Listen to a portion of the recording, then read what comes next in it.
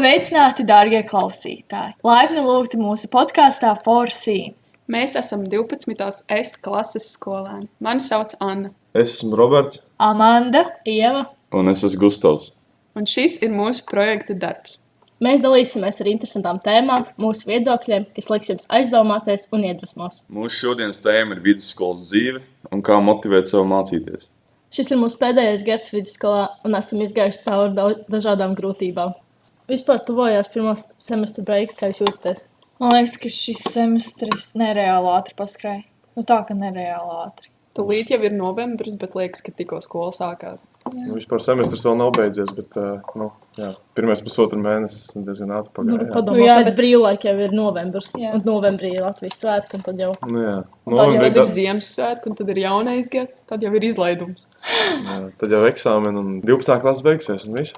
Bet tā kā reāli, ko jūs esat šogad vispār izdarījuši kopā? Man liekas, ka šogad, salīdzinot ar 10. un 11. klasi, mēs esam ļoti maz mācījušies.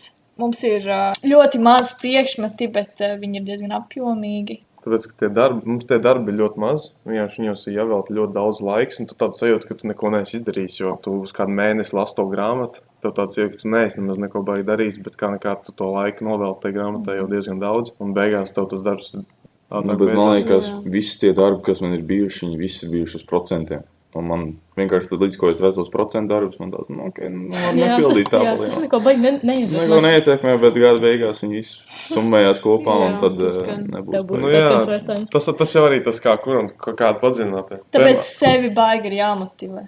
Runājot par motivēšanu, kā tu sev motivē? Man? Es nezinu, es zinu, ka drīz būs brīvdienas, un tu vienkārši gribi tā kā visu pabeigt pirms brīvdienām. Jā, un es negribu, lai man brīvdienās būtu nereāli daudz jāmācās. Es labāk izdaru ātrāk, un tad es zinu, ka es varēšu atpūsties. Jā, vienkārši ieplāno kaut ko tu interesanti dari brīvdienās, un tad tev visu nedēļu gaidīs tā notikumu, un tev tā nedēļa ātrāk paies. Vēl arī tas, ka mēs nemācāmies priekšmetus, kas mums nepatīk. Mēs esam paši izvēlējušies, ko mēs vēlamies mācīties, un līdz ar to ir daudz vieglāk iet uz skolu. Jā, tu zini, ka tu darīsi to, ko tu pats vēlēs, un tas būs tev nākotnē svarīgi. Nevis tu mācies to, kas tev nepatīk, un tu zini, ka tev nevajadzēs tālāk. Galvenais ir saplānot sev to dienu, ka tev nav tā, ka tev viņi vienkārši domā kaut kā iet. Tu vienkārši, ja tu saplānos visu secīgi apmēram, kā tu zini, ka tu pats arī galvā jutīsies tā stabilāk uz zemes. Jā, un vēl balans starp mācībām un atpūtu. Mums nav visu laiku jāmācās, mēs spējam arī atrast laiku, lai atpūstos. Vispār, Gustav, kā tu sabalansēji savus mācības un atpūtu un hobijus? Man ir ļoti grūti vispār atrast laiku atpūtai, jo man ir bieži vien 2 reizes dienā treniņš, un es vienkārši atnāku mājās, pusmirs vairāk, neko citas negribu darīt. Es pat negribu to e-klasu vērt vaļā, es iekrītu gultā un, kaut kā TikTok atvērt, paskatīties kāds pāris video un vienkārši iet gulēt. Ir grūti atrast to motivāciju, bet ir jāsaprot to, ka, ja tu izdarīsi ātrāk, tev tas būs beidzies, un tad tu varēsi domāt par savu atpūtu, un tad tu varēsi darīt to, ko tu vēlies. Jā, bet tu atver vaļā to darbu, kas tev uzdots. Un tu vienkārši paskaties, un tur kaut kādi 28 plānu punkti, un tev tāds, labi, izdarīšu šito rīt. Un tad tu rīt apskaties, tā vienkārši visu laiku vilks uz beigām, un tā nekad nevajag darīties. Tā es darīšu visas šīs vidusskolas klases, un man liecība, vai izraksts par to parāda, kā tas labi beidzās. Un mūsu tiem skatītājiem, man liekas, viņiem arī noderēt. Ja jums tiešām ir daudz, kas jāmācās izdarīt to labāk ātrāk, tam visu dienu būs brīvi, un nebūs par to jāstreso, un jāatsāk parādu, un to vajag tiešām iemācīties, un visus 3 gadus tas tiešām ļoti noderēs. Bet reāli, ja jums patīk vēl kaut kādas spēles spēlēt, jums būs vienkārši vairāk laiks pēc tam to darīt. Jums nebūs tur jāstreso, ka reāli tūlīt ieiet gulēt savādāk, es neizgulēšos, bet man vēl jāpild ir, angļu valodā kaut kāda prezentācija. Tu vienkārši pats sev stresini ārā. Tad arī brīvdienās un brīvlaikā varēs atpūsties vairāk. Jā, jo darbi jau nāk tikai klāt. Jā. Tas, ka tev ir tas NV, tas jau neko nenozīmē. Jā, vienmēr jāizdara laicīgi. Vai arī var sev mēģināt uzlikt kaut kādas limitus. Es to arī sev mēģināju darīt, nezinu. Uzlikt sev limitu, ja tu neesi izdarījis to mājas darbu, tu nedrīkst. Es nezinu. Iet ārā ar draugiem. Jā. Man nezinu, vakariņas ēst. Vai kaut kā. Nē, ēdiet. Sev padināt vienkārši. tas tos piemērs. Augurs organisms. Bet arī var veidot ieradumus, rutīnu. Tu izdari šito, un tad tu darīsi to. Un arī apbalvot sevi par izdarītiem darbiem. Sākumā izdarīju visu darbu, un tikai tad ārā. Jā. Tad man vakaros ļoti, ļoti patīk iet pastaigāties. Es sākumā izdarīšu visu darbu, un tikai tad tieši ārā. Es vēl iesaku, tas, kas ir jāizdara, uzrakstiet uz lapas vai kaut kur. Jo tad, kad tu esi pierakstījis, kas tev jāizdara, tad ir vieglāk plānot. Un tad tu arī neaizmirsīsi, ka tas ir jāizdara. Bet tad ir jāuzraksta kaut kur, kur tu katru dienu apskatīsies, lai tu atceries, ka tev tas ir. Jo, piemēram, es telefonā rakstīju sev visādas reminderus, un es nekad viņus neredzēju, nekad es uz viņiem neapskatījos, un tā es pa viņiem aizmirstu. Es arī tā darīju. Piemēram, nezinu, uzliek kaut ko uz savu telefonu wallpaper. Bet, ja uz to skatās tiešām pa daudz, tu jau par to vairs neievēro, jo tu pie tā pierodi. Mēs uzliekam kaut ko, kas man jāizdara uz savu wallpaper. Es to vienmēr skatos, un es par to beigās pat neievēroju. Es laiku jau biju tāds, ok, šis būs mums jaunais wallpaper. Dzējos tā mācījos. Jā, es arī man bija dzējos uzlikts, un es viņu nevienu reizi arī neizlasīju. Man liekas, foršs wallpaper, jā. Un es viņu tieši iemācījos tādā ziņā, jo, ja es skatos uz to vienu lietu, tad vienkārši man viņa paliek smadzenēs. Tāpēc tas ir kā kuram cilvēkam. Jā, tas Jums kā katram ir jāatrod Sava Savu lieta, lietu, jā. Citiem tas būs tie limits uzlikt, citiem tas būs rakstīt uz papīra, citiem tas būs sev apbalvot kaut kā. Trial and error. Vienkārši tev jāmēģina viss pēc kārtas, un tad tu vienkārši pats sapratīsi, kas tev pašam labāk palīdz. Bet arī ir ļoti labi, ja tu tādus lielus uzdevumus sadalītu kā mazākos uzdevumos. Un tu tā kā pa bišķiņam ej uz priekšu, nevis visu vienā dienā izdari. Un jā, tad tu vari uzlikt savu mērķi. Piemēram, šodien es atradīšu, ja ir prezentācijā, vienam slaidam informāciju. Un tad tu tā dziļi paskaties to, un tā tu katru dienu vienkārši pa maziņam gabaliņam ej uz priekšu. Jā, piemēram, grāmata arī. Tev dienā jāizlasa tieši 20 lapas. Ja tu katru dienu saņemsies to izdarīt, tad tu beigās arī to grāmatu pabeigsi, jo 20 lapas jau nemaz nav tik daudz. Jo galvenais jau arī ir sākt. Man, kad bija iesākt lasīt grāmatu, es viņu nevarēju saņemties, paņemt un iesākt lasīt. Tad, kad es jau viņu paņēmu un iesāku lasīt, tad jau pēc tam viss aizgāja ļoti viegli. Tieši tāpat ar kaut kādām prezentācijām. Iesākt viņu taisīt, tas tā ļoti grūti, bet tad, kad tu viņu iesāc, un tev jau kaut kas jau ir izdarīts, un tad tajā nākamā dienā, kad tu gribēsi turpināt, tev būs daudz vieglāk un tev būs lielāka tā motivācija kaut ko tālāk. Tagad tu būsi pabeidzis, tu būsi vienkārši lepns ar sevi. Grūtākais vienmēr ir sākt darīt, bet ja tu iesāc pats, gribi turpināt, jo tu gribi redzēt jau to gala rezultātu. Kā tu, Amanda, saplāno savu laiku? Jo mēs zinām, ka tu nodarbojies ar basketbolu. Tu esi 12. klasē, kā daudz ir jāmācās, un vēl tagad sākus iet autoskolā. Man liekas, ka es esmu principā jau pieradusi, ka man ir diezgan piepildīta diena, jo tad, kad es gāju jau pamatskolā, man jau bija mūzikas skola, dēļas, basketbols. Tagad, kad man ir tikai basketbols, liekas daudz vieglāk. Un tagad, kad es sāku mācīties autoskolā, es vienkārši izlaižu dažus treniņus, un ir diezgan sarežģīti arī pēc autoskolas mācīties, bet tāpēc es zinu, ka man būs autoskola, un es vienmēr cenšos izdarīt visu laicīgi, lai man pēc autoskolas vēl nav jāsēž mājās un jāmācās. Un es jūtos ļoti atvieglots, ka man vairs nav autoskola. Bet tas bija ļoti liels stress, kad es viņā gāju, jo visi tie eksāmeni. Man bija tik liels stress, ka es izdomāju atlikt uz kādu laiku, un tagad man tas ir tik ilgi ievilcies. Bet galvenais ir pārvarēt to stresu. Arī no pirmās braukšanas atceros, kāds man bija stress, kā es gāju uz pirmo eksāmenu, vienkārši rokas un kājas strīd. Tu piesēdies, kas ir slikts notika? Tas ir tāpat kā mācīšanās. Kas ir slikts notika, iebrauc sienā? Bet tas nenotika. Vienkārši vajag pāriet pār tam bailes slieksnim. Un te atkal ir tā motivācija turpināt. Vienkārši jāpārvar tās bailes darīt. Jāpiespiež savu vienkārši, ka tev tas ir jāizdara. Un ja tu aizēji arī uz autoskolu, tā jau ir tava izvēle. Tev tur neviens nepiespiež iet, tev neliek neviens dabūt kaut kādas tiesības. Tāpat tieši tas pats arī ir ar vidusskolu. Ja tu ej uz vidusskolu, tu varēji iet uz tehnikumu, varēji iet strādāt. Tu jau ar savu izvēli pats izdomāji, ka tu ies uz to vidusskolu, tev pašam jāmācās.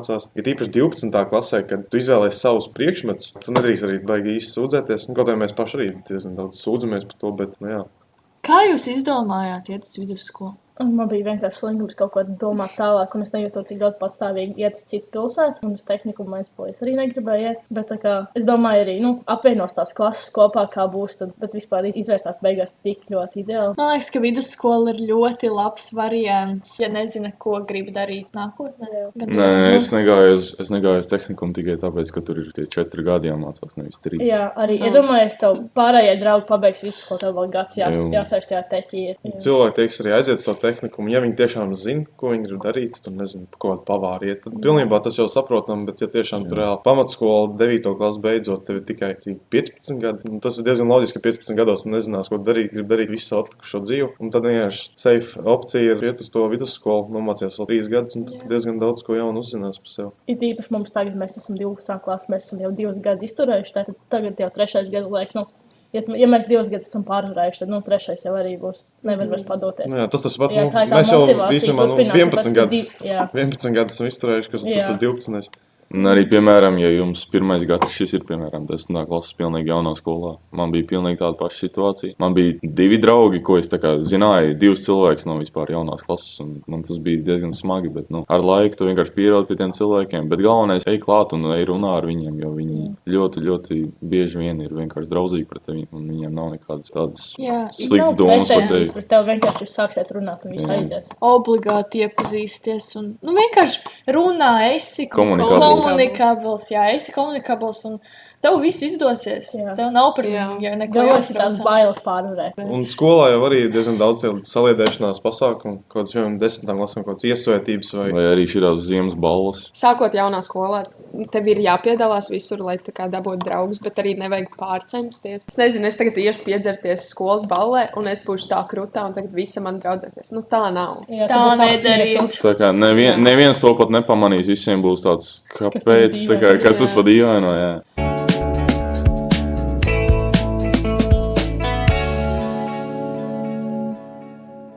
Mēs esam aktīvi arī Instagramā un TikTokā, un mēs pajautājām mūsu Instagram sekotājiem, lai mums uzdod jautājumus. Un pirmais no jautājumiem bija, vai podkāstā būs kāds viesis?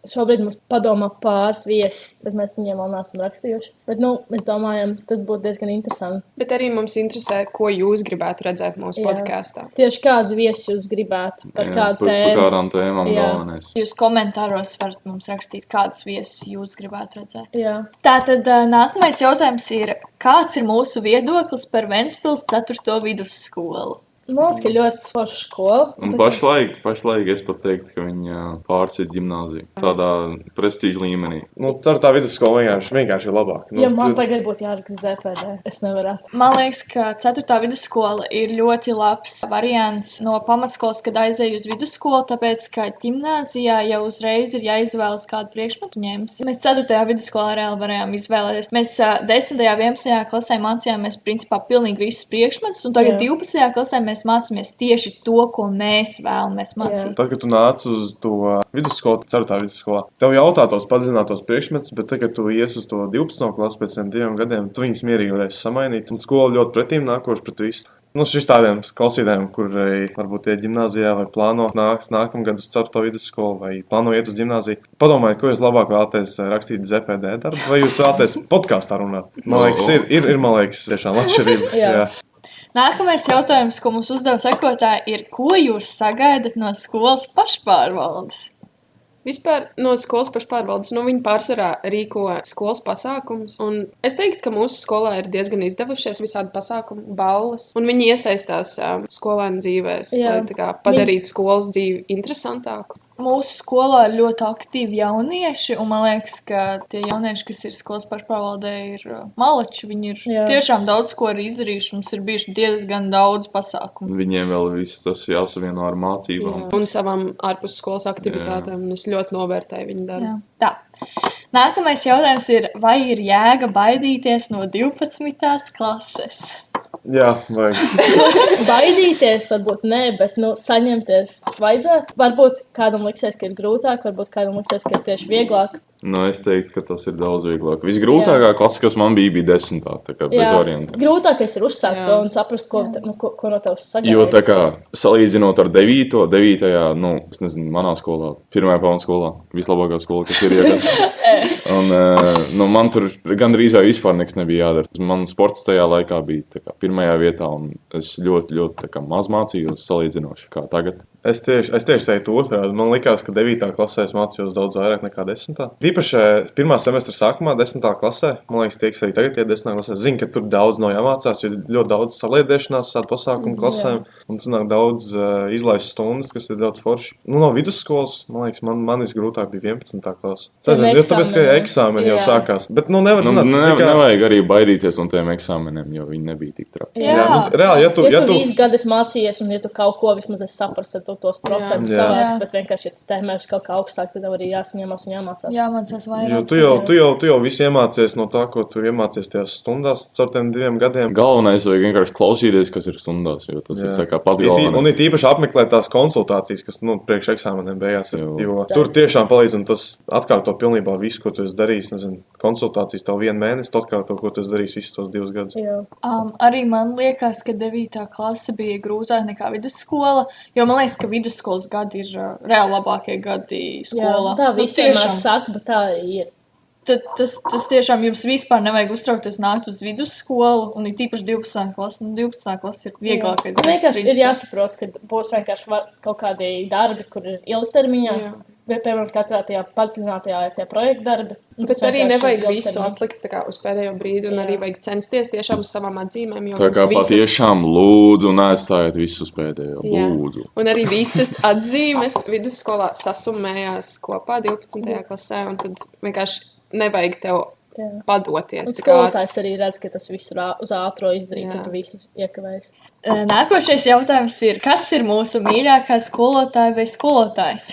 Man liekas, ka nav tieši noteikti tas mīļākais skolotājs, bet visi ir diezgan daudz pretīm nākoši skolotāji. Ja tu pats būsi atvērts un ar viņiem komunicēs, tad viņi tev arī nāks pretī. Ja viņi redzēs, ka tu tiešām ej uz stundām, tu centies, tev kaut kā panāks pretī un tev iedos kādu plusiņu. Protams, ja tu neuzvedies normāli stundās, protams, ka tam skolotājiem tu nepatiks. Attieksme būs tāda paša pret tevi. Jābūt pašdisciplīnai arī vienkārši. Katram ir savu plusi, katram savu mīnusi, savs viedoklis. Nezinu, citas skolotājs varbūt biežāk palaidīs ātrāk mājās, citām varbūt stundas vienkārši interesantākas, bet tev būs, nezinu, daudz mājas darba vai kaut kas tāds. Tas ir arī atkarīgs no eksāmena priekšmetu un tiem, kam nav eksāmena. Eksāmena priekšmetos, protams, ka skolotājs tā nelaidīs mājās, kad jau viņš zina, ka tev ir. Jo ir īpaši arī 12. klasē ir tie 3 padziļinātie priekšmeti, un 2 tikai raksto tos eksāmenus. Kā piemēram, tu paņem bioloģiju, un tu neraksti eksāmenu, varbūt tā skolotāja attieksies savādāk par tiem, kur raksta eksāmenu tajā. Tas tiešām atšķirās katram. Tas viss ir attieksmes jautājums, vienkārši kā tu pret tevi skolotāju attieksies, tā viņš arī pret tevi tādā ziņā. Ir daži skolotāji, kas ir draudzīgāki, un daži, kur varbūt ir stingrāk. Bet, ja tu pats iesaistīsies stundās, un ja tu tiešām centīsies mācīsies, tad ar skolotājiem arī nebūs problēmas. Viņas ir ļoti pretīm nākošas mūsu skolā. Tad ir viens ieteikums, varbūt laikam no mūsu sekotāja, ir tāds, ka mums vajag modes nedēļas visām klasēm. Mēs neesam pašpārvalde, mēs nevaram par šo atbildēt, bet man liekas, ja pašpārvalde šo klausās, tad šis ir kādi ieteikumi vienkārši. Tas arī interesanti, ja 10. klasē, piemēram, modes nedēļa kaut kas tāds, bet tad arī visiem iesaistās tur. Šogad 10. liela malači par iesvētībām, kad viņi visi tiešām ģērbās. Jo arī, ja pašpārvalde uztaisīt kaut kādu balvu, kur klases vairāk saģērbsies savā modes nedēļā, tad būs kaut kāda balva, jo tad būs arī kaut kāda motivācija, vairāk cilvēki gribēs to darīt. To mēs varam ieteikt pašpārvaldei.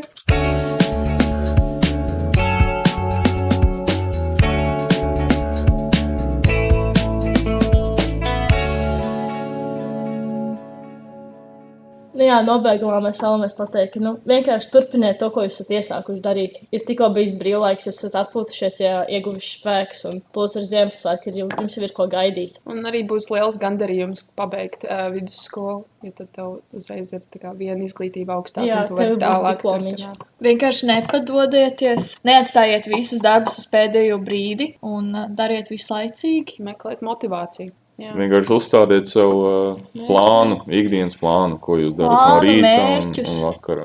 Nevajag arī visu pa daudz mācīties, pa daudz atpūsties. Jābūt balansam. Arī labāk ir izgulēties nekā mācīties līdz 3 pa nakti, jo pēc tam nākošā dienā tā plāns nebūs nekāds. Arī, ja jums traucē, piemēram, kaut kāds TikToks, tad dzēšat ārā. Bet atstājiet Instagram tā, lai jūs vēl varat mums jautājumus uzdot. Jā. Un sakojiet mūsu TikTokam. Tikai dzēšat ārā, bet sakojiet. Rakstiet. Piesakojiet un izēsiet ārā. Atcerieties, piesakojiet mums visur un rakstiet ieteikumus un jautājumus mums komentāros. Jā. Mēs esam gatavi tos uzklausīt un uz tiem atbildēt. Gaidiet nākamo epizodi. Un paldies, ka klausījāties.